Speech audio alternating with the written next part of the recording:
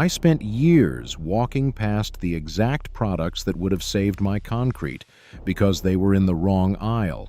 Not the driveway section, not the cleaning supplies wall at the hardware store. The laundry aisle, the baking aisle.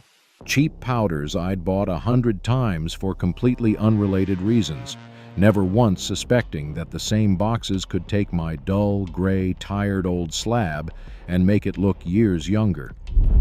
Then a guy who restores concrete for a living let me in on the secret. The whole industry is built on keeping quiet. Nearly every expensive concrete cleaner on the shelf is just one of these cheap powders, repackaged with a driveway on the label and a wildly inflated price tag. Once you understand which powders these are and why they work, you never overpay again. But before any of those powders make sense, you have to understand why old concrete looks old in the first place, because almost everyone gets this wrong. When you look at a driveway or a patio, your brain reads it as solid, sealed stone. Structurally, though, concrete is far closer to a hard sponge. The entire slab is riddled with microscopic pores, tiny channels running down into the material, invisible to the eye but present everywhere. And that porous structure is the whole story. Every oil trace, every bit of pollen, every spore of mildew and algae, every speck of airborne dust doesn't just sit politely on top where you could wipe it away. Over the years, it works its way down into those pores and settles deep below the surface. So by the time concrete looks old, what you're actually seeing isn't a worn-out slab. It's years of grime that has soaked into the sponge, sitting well beneath the reach of anything that scrubs or sprays across the top. This is exactly why the usual attempts barely move the needle, and why people give up and assume the concrete is simply finished. Scrubbing lifts the faint top film, while the embedded staining sits untouched an eighth of an inch down. Even pressure washing, the method everyone swears by, attacks the wrong depth. It blasts loose whatever sits on the surface, but has no real way to reach into the pores and pull out grime that's soaked deep into the material, which is precisely why a pressure-washed slab looks great while it's wet and dries back to nearly the same gray a couple of days later. The real problem was never on the surface. It was always down in the pores, and that's exactly where these cheap powders do their work. The most powerful of them, the one that does the heaviest lifting, is sodium percarbonate. The name sounds like a lab chemical, but you already know it as oxygen bleach, the powdered laundry booster people toss in with their whites. When it dissolves in warm water, it breaks into washing soda and hydrogen peroxide, and that peroxide releases what chemists call active oxygen. A rush of oxygen molecules that don't just sit on the surface, but penetrate down into the porous structure, following the very paths the grime took to get in there. Once they reach the embedded staining, they attack it at the molecular level, breaking apart the bonds holding the dirt together and anchoring it to the concrete. Scrubbing and pressure washing are mechanical, stuck at the surface. Now, before we continue, if you're tired of wasting money on driveway cleaners that barely work, I wrote a 44-page guide called The Concrete Rescue Playbook.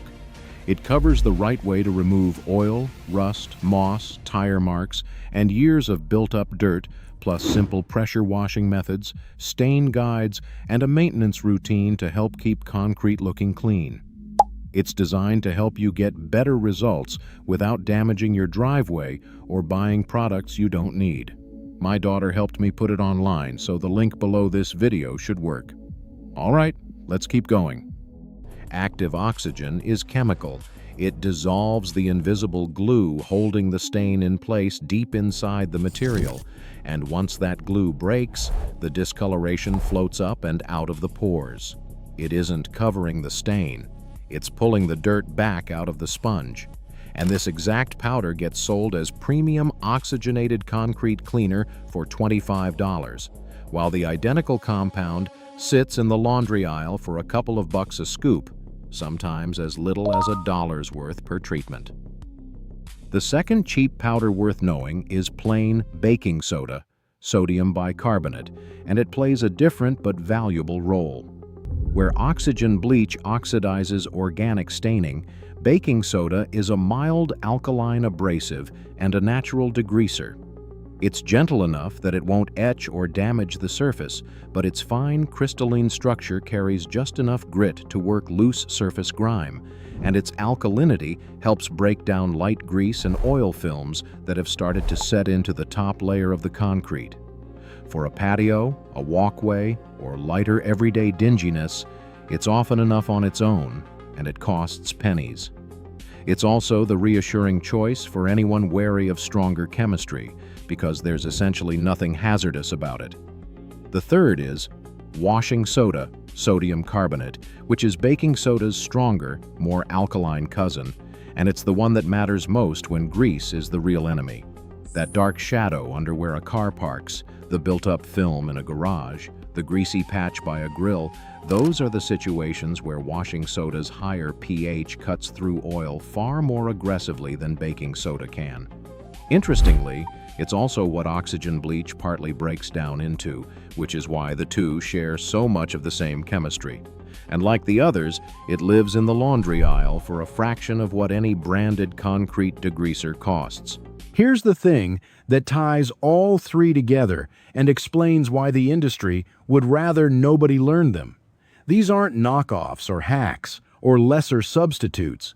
They are the actual active ingredients in the expensive products. Turn a $25 bottle of concrete cleaner around and read the fine print, and you'll find sodium percarbonate, sodium carbonate, or sodium bicarbonate staring back.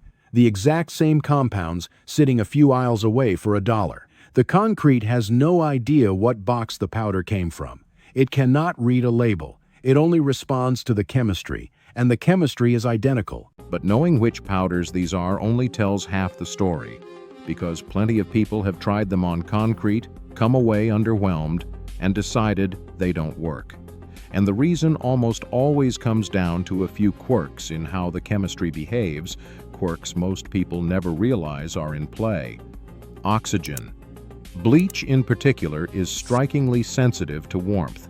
In cold water, the reaction is sluggish, and most of the active oxygen simply stays locked inside the granules, dormant, never releasing at all, which is why so many people watch nothing happen and assume the powder is weak. It isn't weak. It was asleep. Warmth is what wakes it, and the telltale sign is the faint cloudiness that appears as it dissolves, which is the reaction actually coming to life. There's also the matter of time, and this is where the chemistry quietly defies expectations. Active oxygen isn't instant, but it also isn't slow. It works through a window of roughly 20 minutes, during which it's migrating down into the pores, reaching the trapped grime, and severing the bonds anchoring it, all of it happening invisibly beneath a surface that appears to be doing nothing at all. That silent-looking stretch is the single biggest reason people abandon the process, walking away or rinsing it off, convinced it failed, at the precise moment it's doing its most important work. The only thing that genuinely shuts the reaction down is the solution drying out, because dry powder simply stops reacting. As long as it stays wet and active through that window, the chemistry carries itself to completion. And when it does, the result is dramatic. The loosened grime floats up and the runoff runs brown and gray, thick with years of embedded filth streaming out of the concrete. That murky water is the buried dirt finally leaving the material, and the slab left behind is often several shades lighter, the true original color emerging from underneath all that accumulated darkness, looking like it was poured far more recently than it was. It's also why brute force turns out to be the wrong finish. Once the powders have floated the grime loose, an ordinary rinse carries it off with ease, whereas high-pressure machines etch and scar the surface and open even more pores for future grime to settle into, which is a big part of why aggressively pressure-washed slabs seem to get dirty faster each passing year. The cheap chemistry restores the surface. The brute force slowly wears it down. Let me be fair, because pressure washing and professional cleaning services aren't scams. They offer real convenience. And for people who don't want to learn any of this, that convenience carries genuine value. The point is only that the cleaning power itself isn't special or expensive. It's $1 or $2 of powder running the exact same chemistry as the $25 bottle and the $300 service call. Repouring runs into the thousands. A professional cleaning runs a few hundred. And these powders reach the same staining those options leave buried, for pocket change in about 20 minutes of mostly waiting. Your concrete doesn't care what you spent. It only cares about the chemistry doing the work. If this opened your eyes to what's really inside those overpriced bottles, subscribe for more and check out my ebook linked in my bio.